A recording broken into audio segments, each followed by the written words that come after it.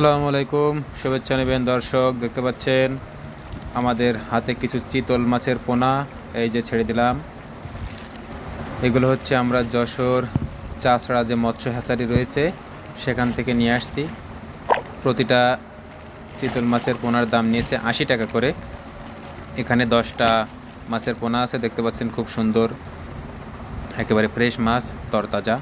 Oxygen দিয়ে নিয়ে আসা হয়েছিল। এই যে অক্সিজেন ব্যাগ থেকে খুলে মাছগুলো আমরা পুকুরে দিয়ে দিচ্ছি। দেখুন খুব সুন্দর একেবারে চঞ্চল ছটফটে টাইপের চিতল মাছের পোনা। এই মাছগুলোর সাধারণত খাবার কিন্তু ছোট ছোট জলজ পোকামাকড় এবং অন্যান্য ছোট ছোট মাছ,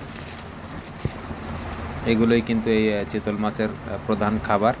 তো স্বভাবতই এইগুলো ছেড়ে দেওয়ার পরে এগুলো যখন 500 গ্রাম বা 1 কেজি ওজনের হবে বা তার চাইতে বড় হবে, তখন এই পুকুরে কিন্তু ছোট সাইজের মাছ আর খুঁজে পাওয়া যাবে না, সব কিন্তু এরা খেয়ে ফেলবে। এবং তখন এই যে সম্পূর্ণটা ঢেলে দিচ্ছি পুকুরে, তখন কিন্তু এদের জন্য বাইরে থেকে খাবারের ব্যবস্থা করতে হবে। বিভিন্ন রকমের শুটকি মাছ বা ছোট ছোট মাছ কিন্তু পুকুরে ছেড়ে দিতে হবে। দেখুন ছেড়ে দিলাম, ওরা চলে যাচ্ছে।